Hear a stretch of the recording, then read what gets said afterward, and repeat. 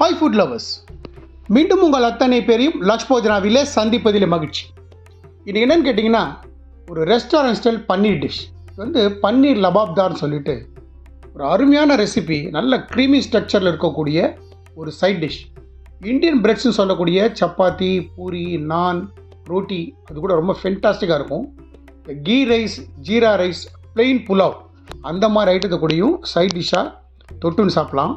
ஒரு fantastic recipe. வாங்க ஒரு பன்னீர் லபாப்தார் ரெஸ்டாரண்ட் ஸ்டைல் எப்படி செய்யலான்னு பார்க்கலாம்.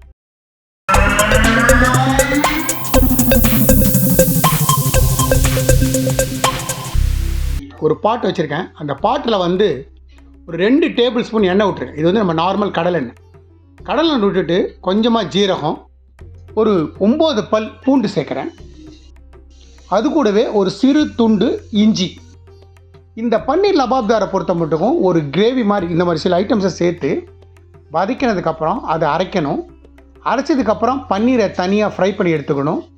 அதுக்கப்புறம் எல்லாத்தையும் இந்த கன்காக்ஷன் எல்லாத்தையும் சேர்த்து ஃபினிஷ் பண்ணி எடுக்கிறது தான் இந்த பன்னீர் லபாப்தார். ரொம்ப நல்லாயிருக்கும். இப்போ வந்து நான் என்ன பண்ணுறேன்னா, ஒரு 2 வெங்காயம் ஃபைனாக சாப் பண்ணியிருக்கேன். அது கூடவே ஒரு சிறு துண்டு பட்டை, பிரிஞ்சி எல்லாம் சேர்த்துருக்கேன்.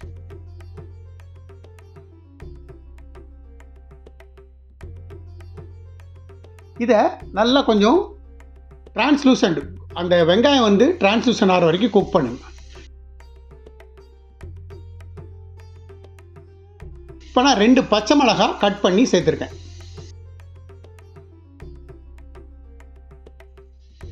இப்போது ஒரு பெரிய தக்காளி, நல்ல ஒரு பெரிய தக்காளியை ஃபைனாக கட் பண்ணி இந்த வெங்காயத்தோடு சேர்த்துருக்கேன். இந்த வெங்காயம், தக்காளி எல்லா ஐட்டமும் நல்லா டிரான்ஸ்லூசனாக குக் ஆகி வரணும். நான் இப்போ என்ன பண்ணேன்னா, கொஞ்சமாக மஞ்சள்தூள் சேர்த்துட்டு 1 டீஸ்பூன் காரப்பொடி, பேடிகை சில்லி வந்து ஒரு 2 நம்பர் கிள்ளி சேர்க்குறேன். நம்ம கொத்தமல்லி இருக்குல்ல, கொத்தமல்லியோட தண்டு பகுதி, அந்த கொத்தமல்லியோட தண்டு பகுதி ஒரு பிடிச்ச பொடி அதையும் சேர்த்துட்டு எல்லாத்தையும் நல்லா வதக்கி கொஞ்சமாக தண்ணி விட்டு இதை குக் பண்ணணும். ஃபஸ்ட்டு நல்லா இந்த எண்ணெயில் வந்து எல்லாத்தையும் ஒரு அடி பரட்டிடும்.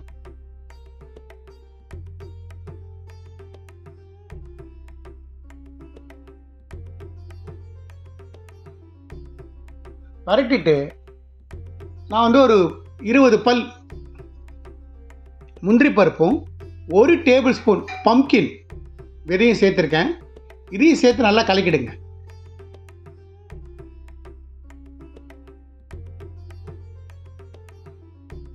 கலக்கினதுக்கப்புறம் நம்ம தேவையான அளவு உப்பு, நான் உப்பு வந்து ஸ்டேஜ் பை ஸ்டேஜ் போடுவேன்.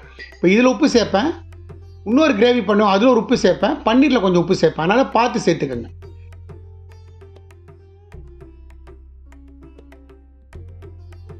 இப்போ ஒரு 1/2 லிட்டர் தண்ணி நான் சேர்த்துறேன். தண்ணியை சேர்த்துட்டு நல்ல ஒரு வாட்டி கலக்கி விட்டுட்டு இந்த தக்காளி தோல் உறிஞ்சி வரணும். அதே நேரத்தில் இந்த வெங்காயம் நல்லா சாஃப்டாக வதங்கணும். மூடி போட்டு குக் பண்ணு.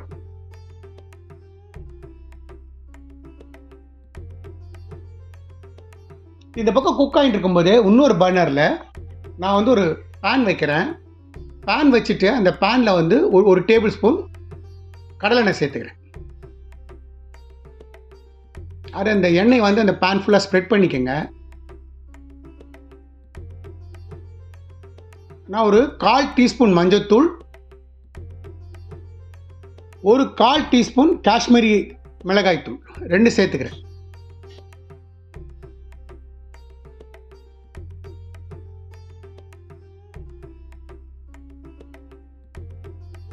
இப்போது நான் பன்னீரை வந்து க்யூப் மாதிரி கட் பண்ணி வச்சுருக்கேன். இது வந்து ஒரு 250 கிராம்ஸ் பன்னீர் இருக்கும் என்கிட்ட. அந்த 250 கிராம்ஸ் பன்னீரை இந்த மாதிரி க்யூப்ஸாக கட் பண்ணியிருக்கேன்.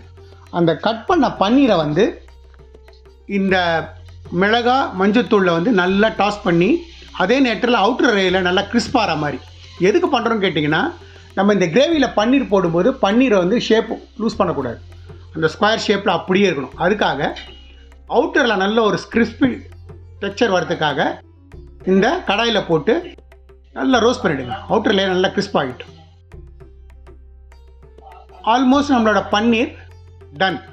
ஒரு 2 to 3 minutes.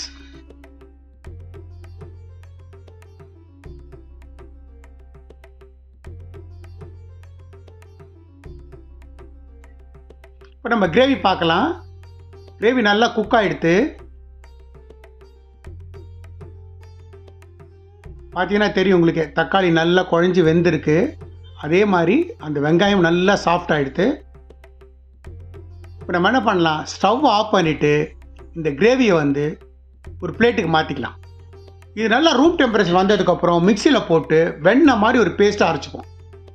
இப்போ வந்து நான் ஒரு மறுபடியும் அதே நம்ம எந்த வெங்காயம் தக்காளி வரைக்கணுமோ அதுலேயே இன்னொரு 2 டீஸ்பூன் எண்ணெய், ஒரு 2 சின்ன டீஸ்பூன் நெய் சேர்த்துக்கிறேன். இந்த எண்ணெயும் நெய்யும் நல்லா உருகட்டும். உருகினதுக்கப்புறம் ஒரு பிஞ்ச் ஜீரகம் சேர்த்துக்கிறேன். ஒரு 2 பச்சை மிளகாய் ஃபைனாக சாப் பண்ணியிருக்கேன், அதை சேர்த்துறேன். அது கூடவே ஒரு மீடியம் சைஸ் வெங்காயம், அதையும் ஃபைனாக சாப் பண்ணியிருக்கேன், அந்த வெங்காயத்தையும் சேர்த்துறேன்.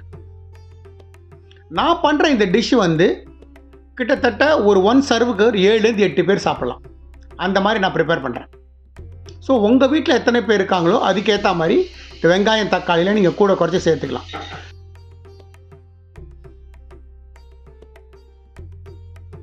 நான் இப்போ வந்து 1 டீஸ்பூன் வந்து பூண்டு பேஸ்ட்டும் 1 டீஸ்பூன் இஞ்சி பேஸ்ட்டும் சேர்த்துக்கிறேன். சேர்த்துட்டு இதையும் நல்லா பச்சை வாசனை போகிற வரைக்கும் நல்லா வதக்கலாம். நம்ம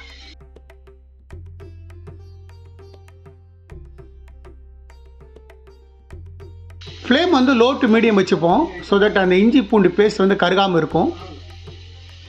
இந்த வெங்காயம் இஞ்சி பூண்டோட பச்சை ஸ்மெல் போகிற வரைக்கும் அதை நல்லா வதக்குங்க.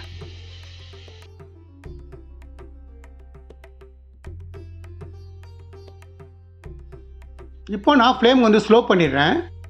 1/4 டீஸ்பூன் மஞ்சத்தூள், 1 டீஸ்பூன் காரப்பொடி, 1.5 டீஸ்பூன் வந்து தனியாத்தூள், இதை சேர்த்துட்டு இதையும் நல்ல ஒரு ஃபைன் மிக்ஸ் கொடுத்துறேன்.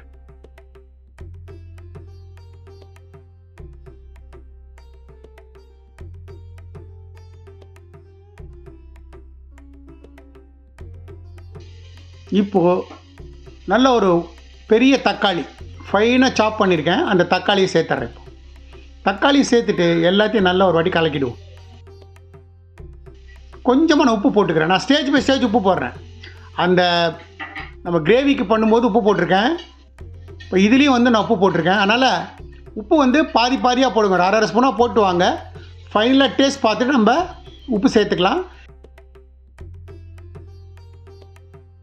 இப்போ நான் ஒரு டம்ளர் ஹாட் வாட்டர் சேர்த்துக்கிறேன்.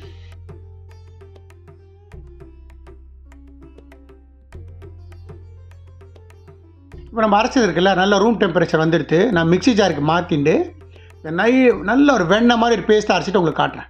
இப்போ நம்ம அரைச்சது பார்த்தீங்கன்னா நல்ல வெண்ணெய் மாதிரி அரைச்சிருக்கேன். இந்த வெண்ணெய் மாதிரி அரைச்சது நம்மளோட தயாராக இருக்குது. இப்போது நான் ஒரு பெருசாக ஒரு குடமிளகாய் ஃபைனாக சாப் பண்ணியிருக்கேன். அந்த சாப் பண்ண குடமிளகாயை நம்ம இந்த வெங்காயம் தக்காளி கிரேவியில் சேர்த்துறேன்.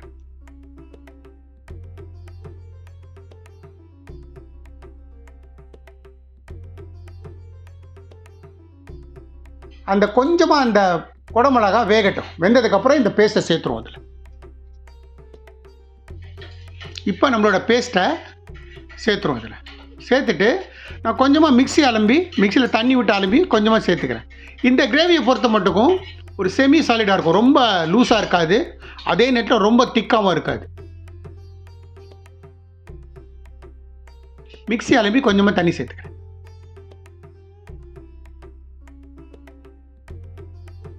இப்போ எல்லாத்தையும் சேர்த்து நல்லா ஒரு ஃபைன் மிக்ஸ் கொடுத்துடலாம் எல்லாத்தையும்.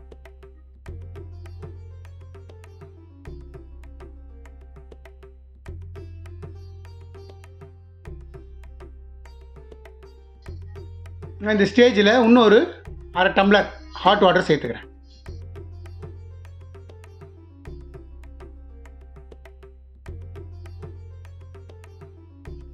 நான் இந்த ஸ்டேஜில் ஒரு 1.5 டீஸ்பூன் உப்பு சேர்த்துக்கிறேன். டேஸ்ட் பார்த்துட்டேன். 1.5 டீஸ்பூன் உப்பு சேர்த்துக்கிறேன். இப்போ நம்ம அந்த ஃப்ரை பண்ணி வச்ச பன்னீர் இருக்குல்ல, ஷாலோ ஃப்ரை, அந்த பன்னீர் இதில் சேர்த்துருவோம்.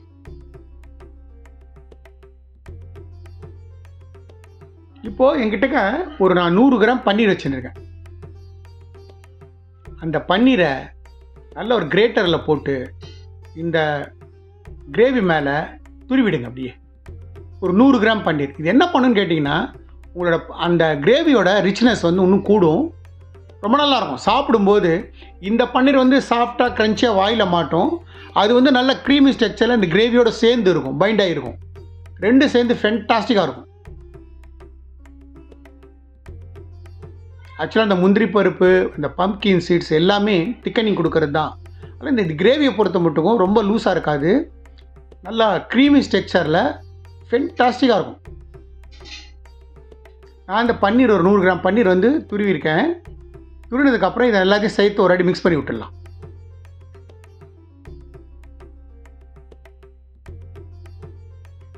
பார்த்தீங்களா எவ்வளோ கலர்ஃபுல்லாக இருக்குன்னு.